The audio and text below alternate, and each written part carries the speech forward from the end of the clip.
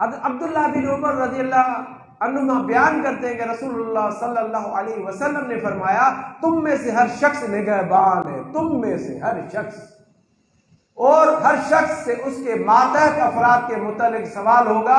हाकिम निगहबान है और उसे अपने अवाम के मुतालिक जवाब तलबी होगी। मर्द अपने अहल खाना का निगहबान है और उसे अपने अहल के मुतालिक जवाब तलबी होगी।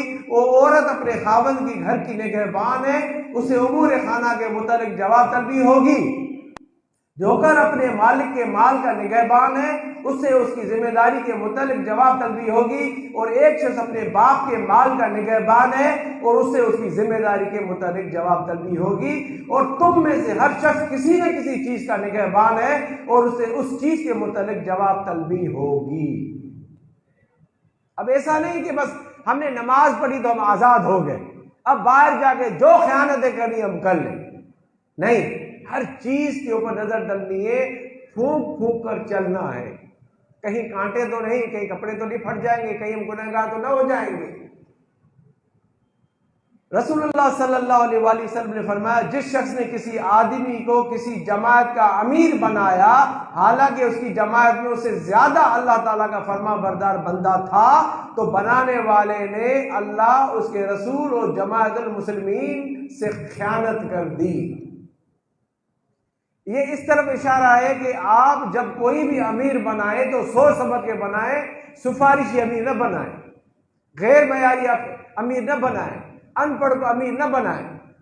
जो समझ बूझ वाला हो, सबसे अच्छा समझदार हो, दिल पाक हो, साफ हो, अमानत वाला हो, उसको अमीर बनाया जाए। हज़रत इब्न अब्बास रज़ियल्लाहु अन्हुमा बयान करते हैं कि रसूलुल्लाह सल्लल्लाहु अलैहि वसल्लम ने फरमाया, जिस आदमी ने किसी शख्स को मुसलमानों का आमिल बनाया, यानी कि काम करने वाला बनाया, वो शख्स जानता था कि इससे बेहतर शख्स मौजूद है, तो किताबुल्लाह और सुन्नत रसूल का ज्यादा जानने वाला है, तो उस आदमी ने अल्लाह ताला, उसके रसूल और तमाम मुसलमानों के साथ खयानत कर दी। अब ये सोच समझ के हम काम करें, जहां भी कोई अमीर मुकर करे, जहां भी जिस भी मामले में, वो सोच समझ के अकल वाला और सही आदमी को मुकर किया जाए।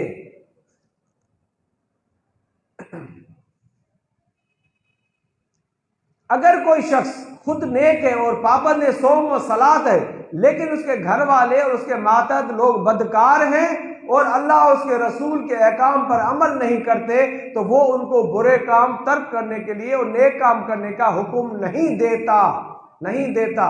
बुरे हैं, बुराई करते, लेकिन अगर वो हुक्म नहीं देता तब भी वो बरी जिम्मा नहीं है। और उखरवी यानी कि आखिरी वाला जो अजाब है उसका मुस्तहक होगा, यानी कि आखिरत वाले अजाब का मुस्तहक होगा। वो अपने नफ्स के साथ खयानत कर रहा है, क्योंकि रसूलुल्लाह ने फरमाया, तुम में से हर शख्स अपने मातहत लोगों का निगहबान है और हर शख्स उनके मुतल्लिक जवाबदेह है।